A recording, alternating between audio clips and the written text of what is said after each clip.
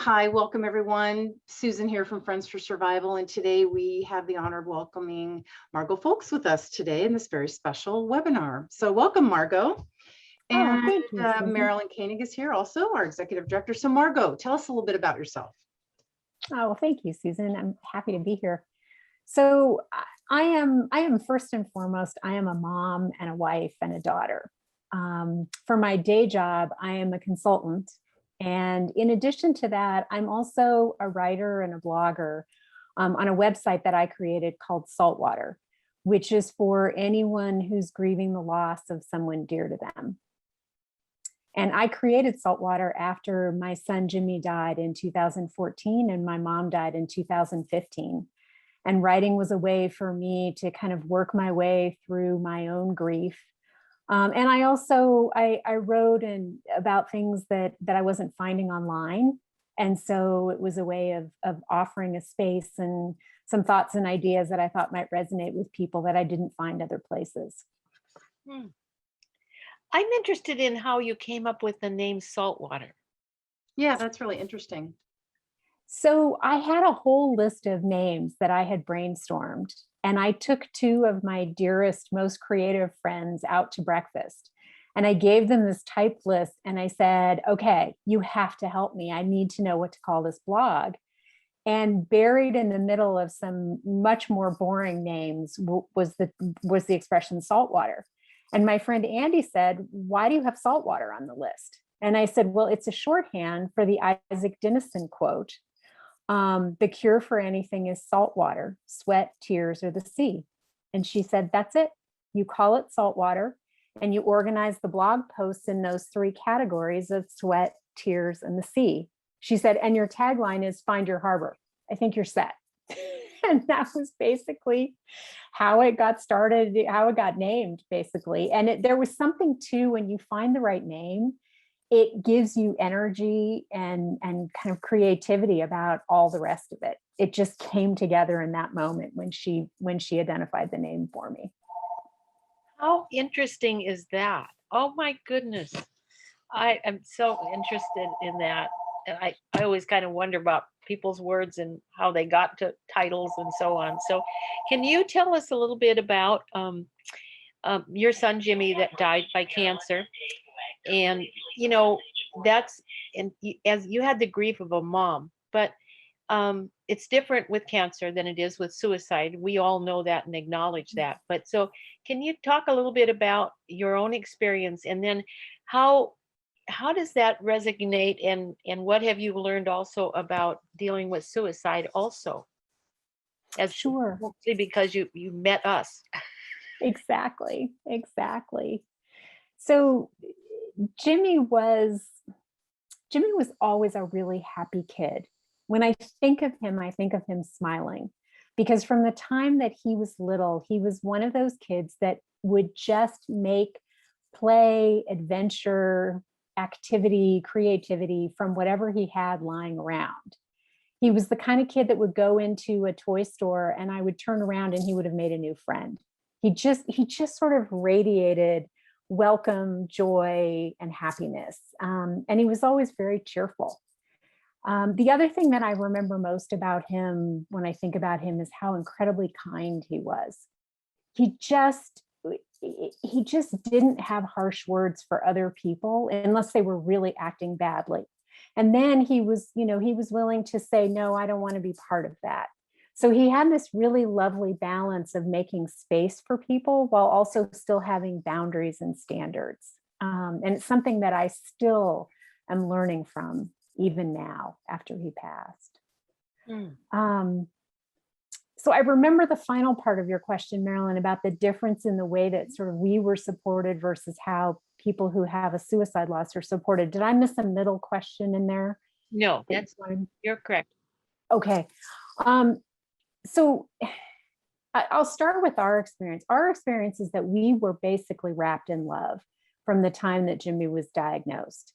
That people wanted to bring meals, they wanted to be supportive, and that really continued on after he passed away. And I remember as I created Saltwater and started reaching out to people, and even before I created the website, As I got to know even some of the people in your community, I was dumbfounded to realize that people who lose someone to suicide do not get the same treatment.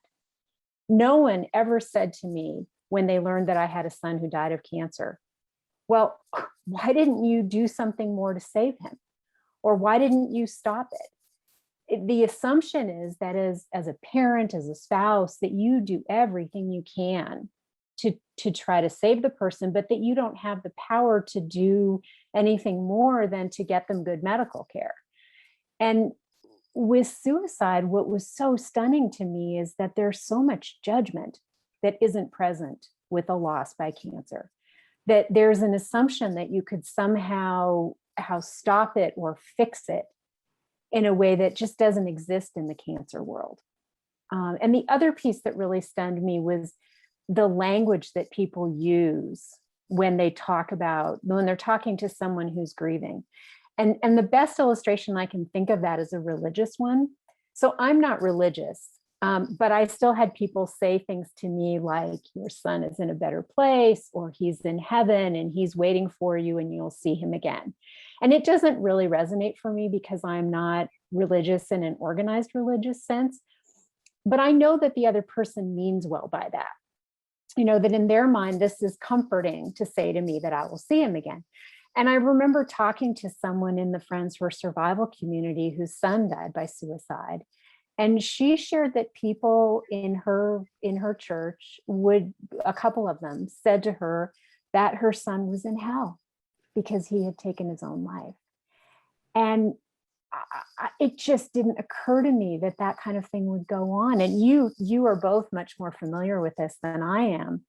But there are stunning differences to me that I don't understand, because to me, it's about the loss, not about how the person died and the judgment. There shouldn't be any judgment around that.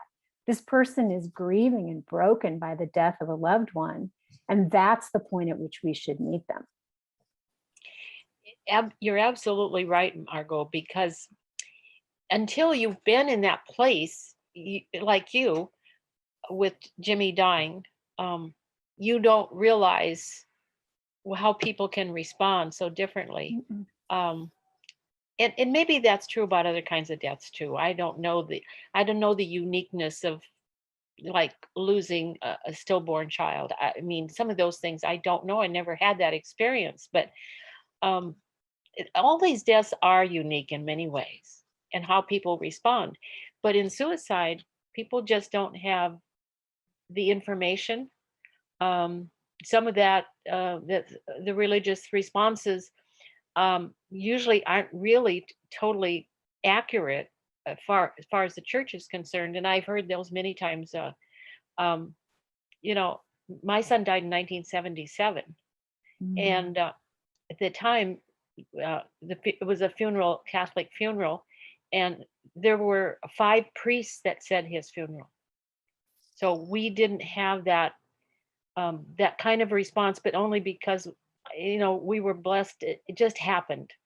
But anybody else still could have said those things to us, But so it's not totally accurate that that's what churches preach, or that's what churches perspective is on it. But we just not educated the public in general about suicide, and that's the hard thing. And that's one of the things we try to do in Friends for Survival, is offer some education and to the survivors. So somehow or other, we try to give them suggestions on how to respond to the inappropriateness of some people. And we do have some things that we can say, but at a time when you're traumatized by a suicide death, you can't think of what to say. I mean, and you're so blindsided by what they're saying. It's just like you're so much in shock. Sometimes you just can't say anything. Or, I mean, you just it makes you sick to hear things like that. So we do have some things that we try to encourage people, suggestions about how do you respond to these inappropriate things like, well, he's in hell. That's not even accurate on any level, actually. And we've got documentation and proof to show you that that's not really true.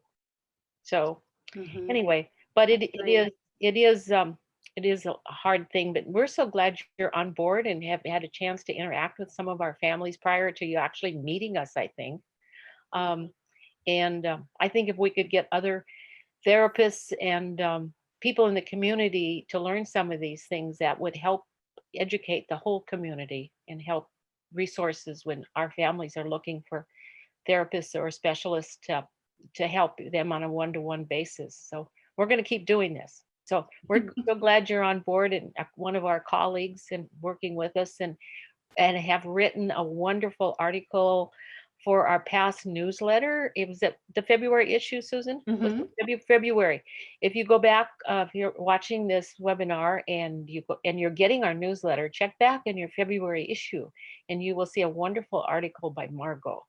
So anyway, we're glad you're on board with us and part of our family. So we have some other questions we thought that might be Yeah. helpful to people. And Yes. Susan's gonna kind of add Yeah. another question to the mix. Okay. Yes. So, we're just talking about, things that people say to us, and the thing that I've experienced and, personally, and I know Marilyn has in a lot of our survivor community, is we're already in shock and traumatized by what happened. And then to have somebody then come up and say something like, well, why didn't you do this, or why didn't you do that, or something that is insensitive. It's like re-traumatizing us all over again. I mean, it's really hard. So, Margo, in your opinion, why do you think that people are reluctant to talk to suicide loss survivors? I mean, I've had that happen with me, and we've seen it happen in our community. They're just reluctant to talk about our person. Is it fear? Is it they just don't know what to say? Or what do you think? I think the big one is fear. And I think that actually applies to cancer as well. I think Mhm. that, one of my pet peeves, if you will, and one of the reasons that I wanted to create Saltwater is that when I was looking for resources after Jimmy died, there's so many pieces that are written that are titled some version of what you should never say to fill in the blank, a grieving mother, a grieving wife, a grieving parent.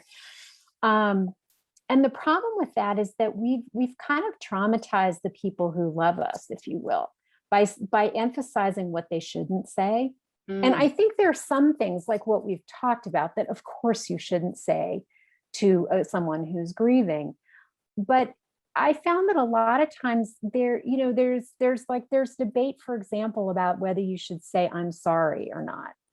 And for Yeah. me, what I listen for is the sound of the voice and the way the person approaches me. And so if someone learns that my son has died and says, "Oh, I am so sorry," I don't care. Like the words almost don't matter. It's the willingness to acknowledge the loss. But I think, to go back to your question, is I think that people are very nervous about saying the wrong thing. And they're also, I think, just nervous to bring up the loss in general. Because what happens too is that I think people get sort of stuck on the death aspect of it. And so then it's just this landmine, right? If you find out, if you don't know me and you find out that I have a dead child, I can only imagine what goes through people's minds. It's like, oh gosh, do I ask about this? Do I not ask about this? Do I ask if she has other children? Like, it's so difficult to know where to go. And so I think that's a part of it. And then I think, for someone who has not been touched by suicide, I think there's also just a kind of a fear of that, of the unknown, of not knowing, say, how that happens, or really understanding the pain that someone is in that might lead them to take their own life. And again, just kind of not knowing how to approach it, maybe even wanting to ask a question, but not knowing if that would be welcome or not. So I think people just get really, really worried about saying the wrong thing. And instead then just say nothing. Right. Yeah. Exactly. That makes sense. Yeah. Well, and they do it kind of seem to avoid us. And we've had families say that, people just don't even, there's some people that were their good friends and who never communicated after the death of their loved one. These good friends were nowhere to be found. I mean, and they were good friends beforehand, but I know when my son died, I had two different families that came to us that were not close friends, but casual friends. Our kids went to school together, Mhm. and they came over and talked to us because they had a child that they were worried about. Because they'd come home from school, go in their room, and stay there, and not, and they weren't communicating, they weren't talking very much, so they were afraid. That wasn't what our son did, but they were afraid of being blindsided, and because Steve when Stephen died, that made them kind of go to the children and start talking to them and kind of pushing the envelope a little bit, and just kind of asking more questions about school and activities and just usual things, and try to draw them out a Mhm. bit. Um, so I guess in some ways he prevented maybe a couple more suicides that could have happened, because these kids were getting a little isolated and introverted, and it didn't look healthy to the parent Mm. because they knew how they really were. So it is a scary thing. One of the things that some people might say, well, to you, that is really, it just, there's just no answer. And say, well, did you know he was going to do that? And it's like, I mean, I can't talk about that. And that's one of the things we suggest people say is, I'm just not ready to talk about that right now. And that's what Mhm. you can say to an inappropriate question or inappropriate remark. And then you Yeah. don't have to deal with it, because you can't. There's no way you can ever explain all of that. It's too complicated. So No, but I do wonder, and this is really a question for both of you. I'm going to turn the tables here for a minute. So, people would ask me with Jimmy, how did you know that he had brain cancer? Were there signs? And in Jimmy's case, which is very, very common with brain tumors, he was vomiting and he had bad headaches. And Mm. that's what led us to, or the doctors, to find his initial brain tumor. And I always interpreted that as a little bit of fear, kind of what you were talking about, Marilyn, with the parents looking at their own children thinking, something going on. And I can sort of see the person who's asking me think, okay, yeah, my kid isn't having that. So, we must be okay. But I wonder, and this is my question to the two of you, is do you think that's part of what worries them about asking about or getting too close to someone who's had a suicide loss, is this fear that some sadness, some depression, or something in their own child, say, could be the same thing. And they're afraid of it and they don't really want to know. So they back away because you've had that loss. Susan, have you Yeah, I'd say yes. I know I can't remember when, but I do remember talking with someone who said that, or maybe it was in a book with one of our people that we work with. All her friends kind of disappeared. She was a younger person because the parents of the friends didn't want what happened to her sibling happened to them, and it was like she had some kind of a target on her back of some reason. It was just a lot of hushed, like, oh, her person or whatever, and it created this stigma around her, and she felt very isolated, and that's sad. So I haven't had it have it hasn't happened to me personally, but I have heard other people talk about that. So what about you, Marilyn, with your other kids? well, yeah, I I was in such shock. I couldn't stop and think about what my other children were having to face, or to try to absorb what happened. Stephen Stephen was not an uncommon scenario, which I found out years later. I think people mostly think it's kids that are in trouble, or they're drinking, and they're acting out, and they're troubled kids, and they're struggling. Stephen didn't show any of that. And now I'm finding out that there are other families like that, that the kids, you're totally blindsided because this does not make any sense at all. And yet underneath it all, the kids are thinking about it and they're planning it most of the time. This is not impulsive. I think people want to, you hear about impulsivity with the kids, but the ones that we hear from, there was some planning going on behind the scenes. This was not just suddenly they decided to do this. And very often they're creative, and 4 out of 5 suicide deaths are males. So the older guys don't go to the doctor and all. There's lots of things, but people, they are afraid, and I can understand that, because if it happened to somebody else, before before I had this experience, I would have probably been afraid too. And I thought, well, wonder what my kids are thinking that I don't know about. And so it is really hard. It's really hard with suicide, because it would seem like people want to kill themselves, and that's not the truth. The truth is that they were just trying to end their pain. It was not about killing yourself. It is not about death. Suicide is about ending your pain. So when people are struggling, sometimes it just gets to be too hard. They can't keep going. So, but we're glad to have people that are interested enough to kind of learn some new things, and that's what we kind of help survivors do. So some of the things we wanted to talk about today was, how do you help yourself as a survivor after a suicide death? What kind of suggestions you might have for how do we help ourselves? Because, and this is a long-term grief situation. Right. It's always a long-term one. I mean, it is long-term anyway, but suicide makes it maybe a little longer, it seems like. But if you've lost a child, you've lost a child, and you've got all the issues of having lost a child that you gave birth to if you're the mom. But we've got to find some ways long-term. How do we help ourselves so that we don't end up in a very destructive lifestyle? And because the person that died by suicide wasn't trying to hurt us, and they're not trying to destroy your life, not at all. So what kind of things can we hang on to and try to do so that we can at least have, quote, healthy grief, which doesn't sound very good, but there is such a thing as healthy grief. So Right. what do you suggest, Margo?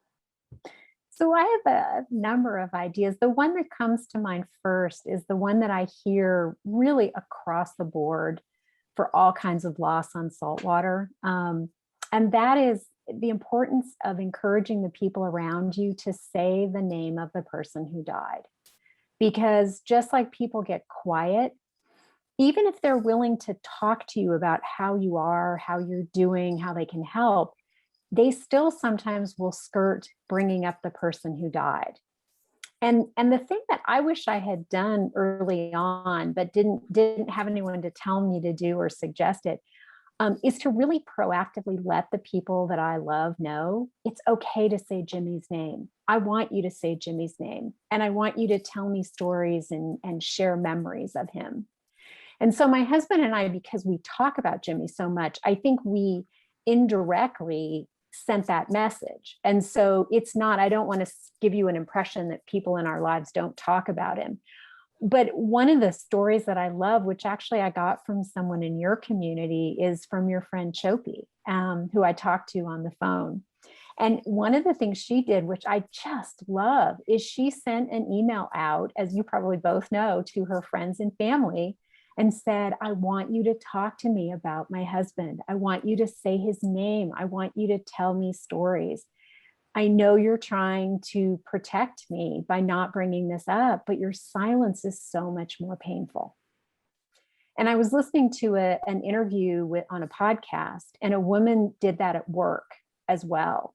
Very similar kind of situation where, everyone was silent, and she wanted to give her coworkers in this small office their basically not just permission, but her blessing and her encouragement to bring up the loved one's name. And so she did something similar and sent out an email and said, talk to me.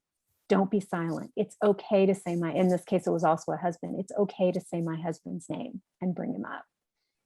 And that's really the first thing that comes to mind, because I think, like we were just talking about, is people not only go silent, but they stop sharing stories, memories that they have. And as both of you know, there are no new memories after we lose a loved one. And so it's such a gift when someone will send me a text or an email and say, I was thinking about Jimmy and I just remembered this story. And the best ones are the ones that I don't know or don't remember because they're new for me. And that's just a huge gift. Yeah. I love that. I love that. That's really neat. I remember when I heard her tell that story, and it just like, wow, that's great. That was just, and she said it made such a huge difference because everyone just wanted her to be okay. Of course they cared about her. They weren't quite sure what to do. One thing that when we were putting together kind of some of our talking points for today, one thing that really resonated with me is learning to live with ambiguity and unanswered questions. Unanswered questions. That's a tough one because in the beginning, at least for me personally, the big why question was always hovering over my head. Why this, why that, why? And that is now, I don't do that anymore because I'm learning to live with, there will be unanswered questions, as you will have too, Margo, with Jimmy. It's like, well, why did this have to happen to this young man? Why? There's always whys, when our people leave us. But that one really resonated with me. Learning to live with ambiguity and unanswered questions has helped me a lot. What about you, Marilyn? I think that probably is one of the hardest things. And because of the condition of a suicide, you just search for the why. I encourage people to search for the why as long as they need to until they can give it up. It's a healthy thing to do. It's not an unhealthy thing to ask for the why. And you'll search and search and search. And sometimes when somebody is been diagnosed with mental illness, severe mental illness, why. But most of the time people don't know why, or they think there has to be more to it. There's got to be a bit better answer because we're trying to understand with a rational mind what this irrational hurting brain that just couldn't function well, and heart that couldn't function well, and we want another answer. We want something more that makes sense to us, but it's pretty hard to make sense to us because we're not in their shoes. So the why is usually not there's usually not a satisfactory answer, and then after a while you can give it up because you think, well, I've searched and I've tried to figure it out. And I think sometimes we want to search for the why, so maybe we might be more alert to save somebody else because we couldn't save our own. That's part of it too, because if I can learn more about the why, maybe I could help somebody else not end up in my shoes. So there's lots of good reasons for searching for the why. So I encourage that. Yeah, I certainly did that with my mom. With Jimmy, we had warning about when he was dying. And so I still had the questions you mentioned, Susan, about why this son, why this boy, why our family. But where it really came up for me was with my mom, because her health had been declining during her final year, but I didn't know she was dying. And to this day, I don't know if she knew she was dying and didn't tell me, or if she didn't know. And so I got a call from the nurse in her hematologist's office on a Friday morning. And I basically had to give her a sort of an interrogation before she finally coughed up that the reason she was calling was because my mother was dying. And she said, oh, it'll be probably, at least a number of weeks, if not several months. So I went down the next day to see my mom, and she died 24 hours later. Wow. And I never got a chance to ask her, did you know? And in a way, of course, it didn't matter. And in another way, it did. And so, just like you said, Marilyn, I sort of chewed on that really until recently. And she's been dead for almost 6 years now. And it's just so, you just wonder and you keep turning it over in your head and think about the things, if only I had known, I would have gone down one more time, all these, that's the worst thing is if I had only known, then I would have fill in the blank.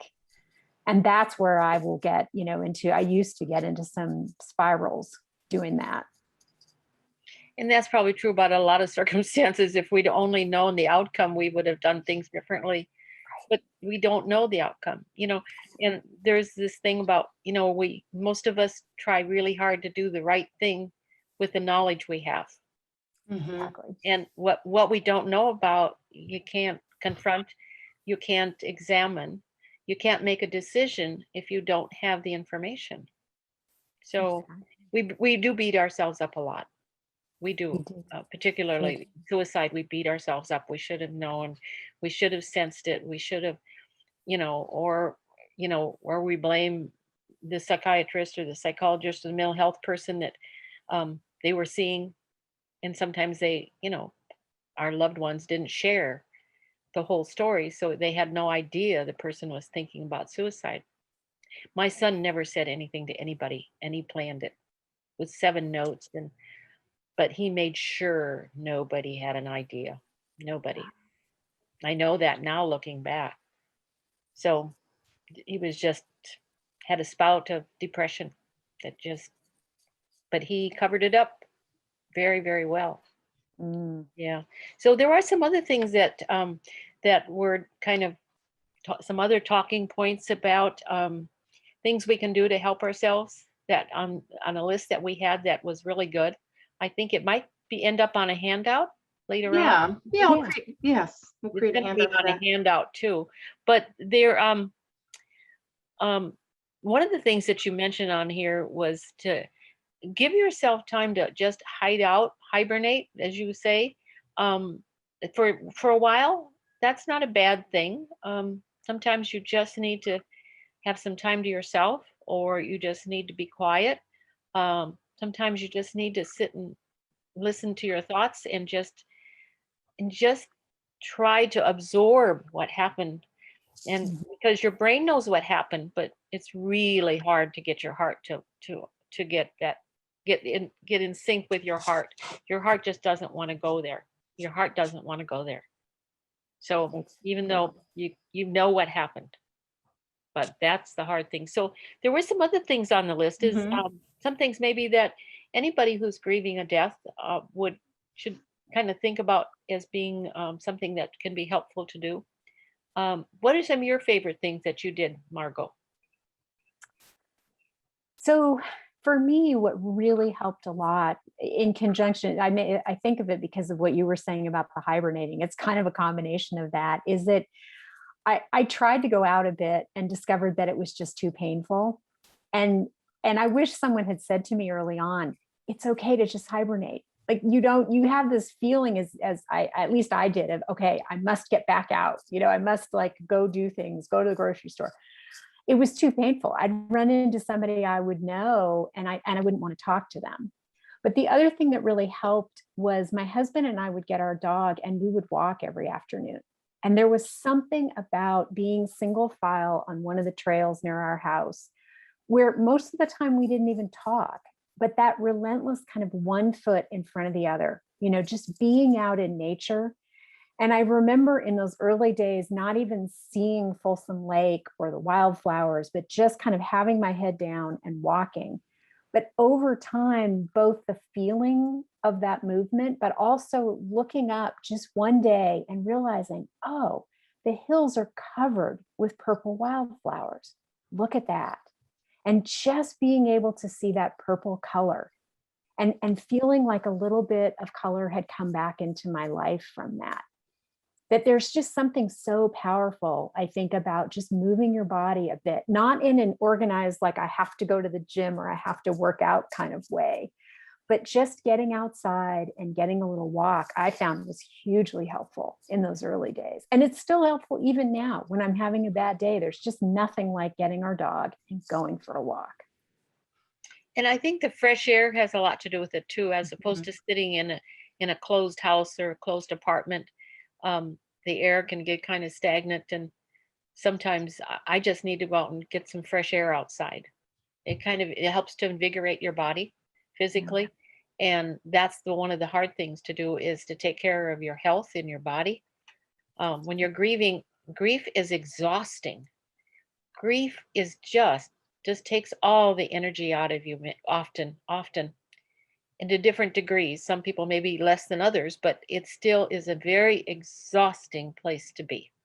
And so you don't feel like going for that walk with the dog, but you have to take the dog out anyway. Yeah, But go for a that's shorter walk. kind of good. Pets can be terribly healing just in and of themselves. Mhm.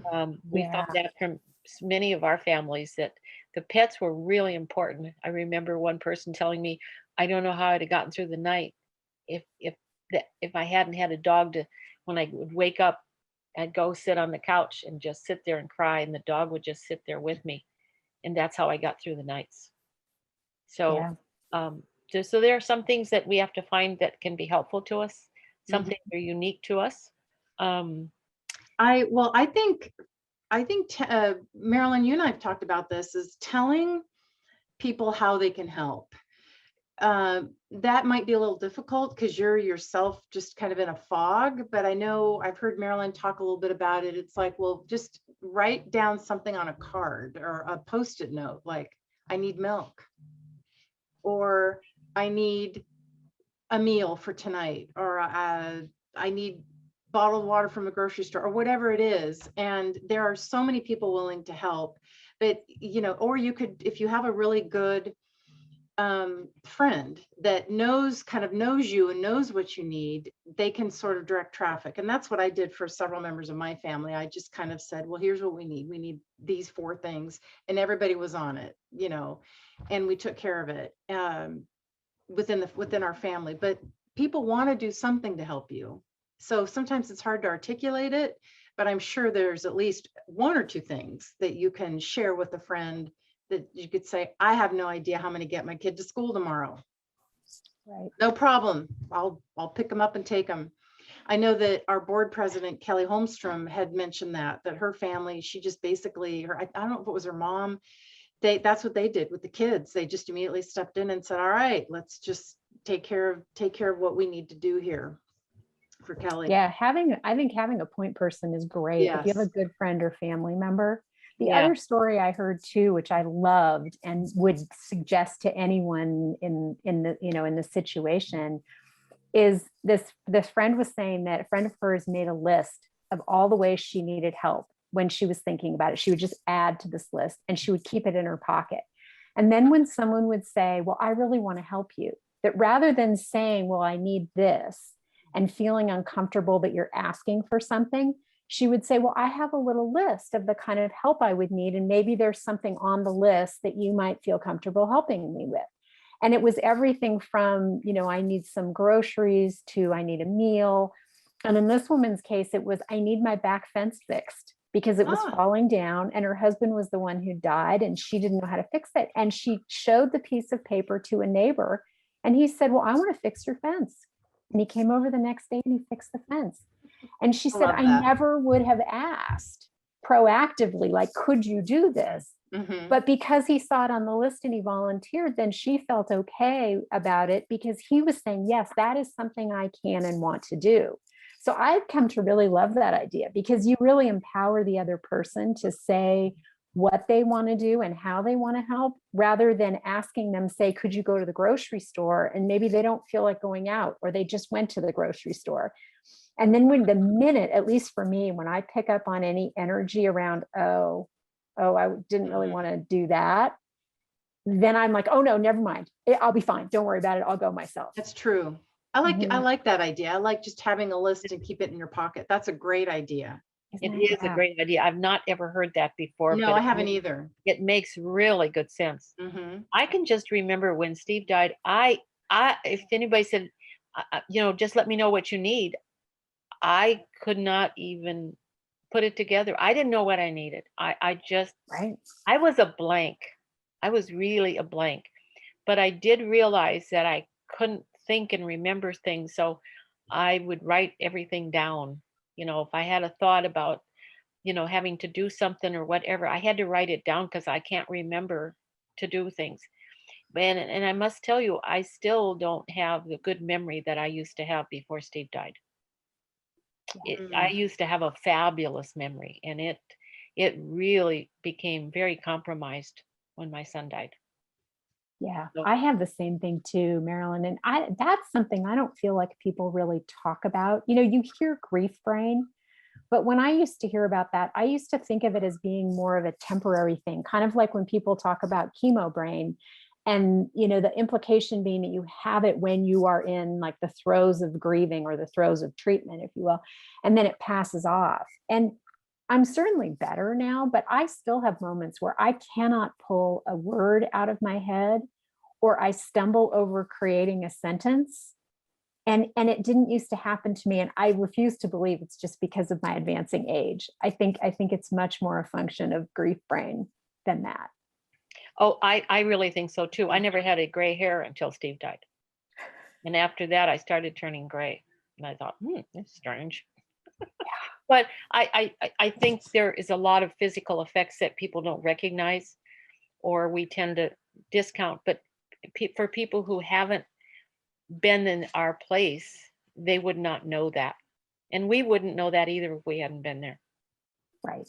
Yeah. So anything we can do to try to, educate people so they have a better understanding of what we're going through, or with any kind of death. How can we be more compassionate? How can we be more proactive, comforting? How can we be psychologically helpful to them? In a way. And what practical things can we do for them? One of my neighbors brought grocery bag of like a fresh loaf of bread and some milk and things that everybody else was bringing casseroles and desserts and all this stuff all prepared, but she brought fresh bread and milk. And I thought, oh my goodness. And it was a good friend of mine. She just brought it in a grocery bag, but it was all fresh stuff that, after a couple of days, things are getting kind of stale in the house and you're not going out grocery shopping. I mean, Exactly. that's the last thing on your list. Is Exactly. grocery Well, shop. I've heard people say too, like things like toilet paper and paper towels, right? Like the Yeah. things that you run out of and you don't feel like going to the grocery store. And it's just lovely to get practical items too. You don't have the energy, and you don't have you're lucky if you can write a list. Right. You're very lucky if you can just write a list, because it's too hard. It's too hard to get out of the shock and things. So, is there anything else we wanted to share today? Yeah, well, just a couple more things on this, like how we can help ourselves and help support people around us. That I really liked. We talked about a lot of these, but like finding your tribe and connecting with others who've had a similar loss, very important, that we all are very supportive of one another. Say no when you need or when you want to. I mean, you've heard it over and over. No is a complete sentence. Say no. It's okay. It's going to be fine. If you don't feel like doing something in particular, set your boundaries and just say no. Another big one that we talk a lot about is give yourself permission to laugh and feel joy. Because Marilyn said it many times, you will feel joy again. It's just different, but it's different. Our lives were different before our person left than it is today. And that's fine, but we will find joy again. But they're in different things, and it may be with a different group of people, Find a way to make meaning from your loss. I think we've got about 10 minutes left. I think we need to chat a little bit about that. Find a way to make meaning from your loss. So for me, I'm so thankful. It's helped me with my healing to be able to connect and talk and help others. It's really helped me with my own healing, as I'm sure it has with you, Marilyn. I know it has with you, Marilyn, and with you, Margo, as well. Don't you think? Well, look what's come with you, Margo, with salt water. What an amazing resource, Yeah. Oh, I think that's really huge. And the thing that comes to mind, though, that I do want to say is that, sometimes when I think about meaning with a capital M, sometimes people feel pressured to do something big. Like Marilyn has started this incredible organization that she's had, all these years that has helped so many people. And, and I have saltwater. that there's lots of ways to create meaning from the loss. And it can be as simple as helping someone else who's had a similar loss, or even just helping someone else who's grieving. I know that one of the ways that I feel the closest to my son is when I'm either being kind to someone and have a bit of a feeling like I don't want to be, or when I'm actually not being kind and I feel this almost like nudge where I know that's Jimmy's little gentle spirit somewhere saying, Mom, cut it out, Mom. Be nice, be kind. And so there's lots of ways, I think, to find meaning or make meaning out of the loss. Like that, like taking something that your person either loved to do or that was really core to them, and incorporating it into yourself. Because sometimes I do worry when people talk, and I'm guilty of this too, when we talk about making meaning of our loss, people think things big, writing a book, starting an organization, that there's lots of simple ways to find meaning in it that give comfort. And sometimes it's like deciding that pets are important, and to just spend your time at the SPCA, or it can be, donating food to the food closet or something. It isn't that you have to have anything to do with your loss. And just to clarify, this was not my idea to do this. I mean, for 3 years, I found my son died in 1977. Actually, Sunday, would have been his 62nd birthday, and he died when he was 18.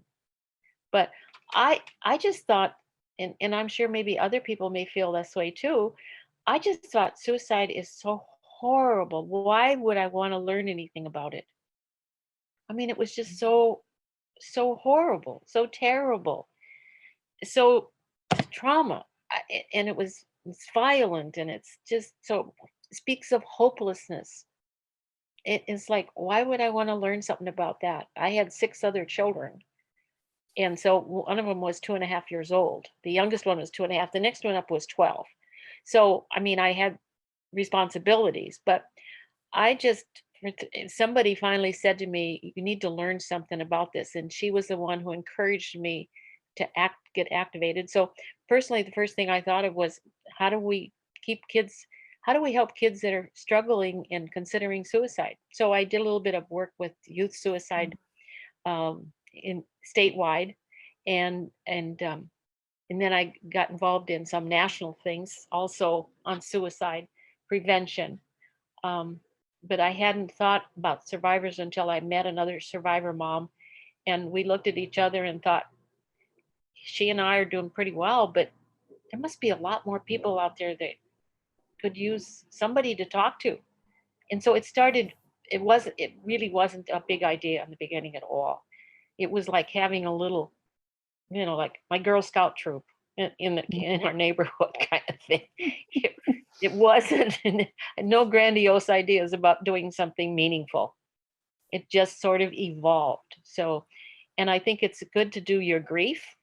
From my own experience and from other people that I've met, you need to do your grief, and the meaningful part will happen down the road. But take your time and grieve in a healthy way, so that you don't become desperate, and like I said recently, that you don't end up sitting in your closet with a bottle of vodka.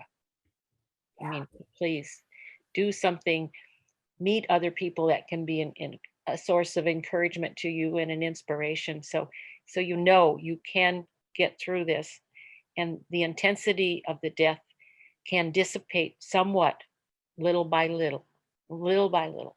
It's a very slow process, though, when it comes to suicide. And it is for other deaths too. I mean, Margo, your son is dead. I mean, you can't go back. You have, like you said, only the memories of the past. You can't make any new memories. And that's a hard thing to swallow.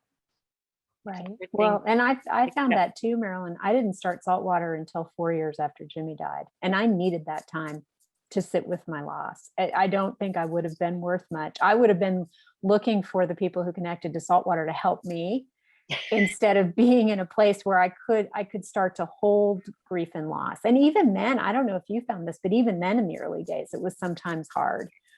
to do it. But I definitely needed those 4 years to just tend to myself. That was really all I could do, and support my husband and my daughter. That was as much as I could hold for a while. Yeah, that's all I could do too. Yeah, we've had people ask us that question, like, well, or want to dive right in, to do certain things, to start whatever, and do all these things. And someone asked me recently, well, when did you know that you were, like ready to just kind of start volunteering? I said, I just knew. I mean, Marilyn told me, what, let's just give it a few months, and take, you've got stuff to take care of with your family and with your loss, and let's just wait a little while. And it was over a year before I went back to her and said, I'm feeling good. I'd like to start to help out. And she still kept a close eye on me to make sure that I was, but it's going to be different for every person. Like you said, Margo, it was 4 years. So there's really no easy answer for that. It's like, I think, when but you can't rush. Marilyn said this many times. You can't rush through your grief. You can't put a timeline on it. It's with us forever. It softens with time, right?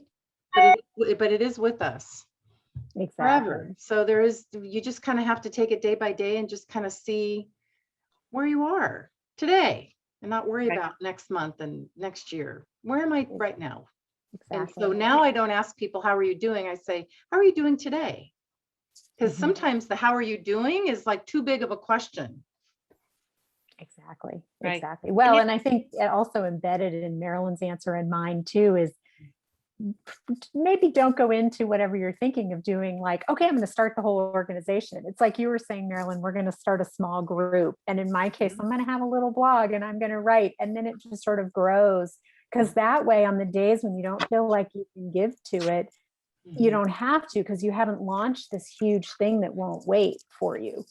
So I think putting your toe in the water is also good too, as you're starting new endeavors. Yeah, I agree. It's a really good point. Absolutely. But taking time to grieve, it's so important to do that. Healthy grief. If you had a broken leg or something, you can't say, well, I'll deal with it later, but right now I've got to go run a marathon. I mean, really, you need to take care of this broken part of your life, because it is broken for a while. I mean, it upsets, however the person dies, no matter what the age is, it changes your life from that day on. Your lives are changed by every time somebody in your family dies. It's different. There's a different dynamics and everything. So grief is a healthy thing to do. It's a healthy thing to be grieving. We should. Otherwise, we obviously have no feelings. We're devoid of feelings and devoid of our connections to other people, love, relationship. If somebody can die and you just go on with nothing, like nothing's happened, that's the one I'd worry about. Right. Yeah. Exactly. Well, we have about 1 minute left. Any final thoughts or comments, Margo, before we leave? I don't think so. I think we covered a lot of ground today. We had some great conversation. Yeah. Great conversation. Yeah. Yes. Anything from you, Marilyn? Any final thoughts or words of wisdom? Thank you so much. And if those of you that are looking at this webinar down the road, is let other people know about our organization. If there's been a suicide, have them call us, contact us, check out our website. It can be helpful to meet other people that are going through the same thing, and it can relieve a lot of your anxiety when you have some sense that somebody else understands what you're going through. We don't know how you're feeling exactly, but we can understand parts of what you're going through, and that makes a lot of difference in our lives. And we are gifted by getting to know you too, by the way. It's been a great gift to all the people that I have met over the years. It's been a great gift to my life. So it's a two-way street. Absolutely. Well, thank you, Marilyn. Thank you, Margo, so much for being with us. And we'll see all of you very soon. Thank you.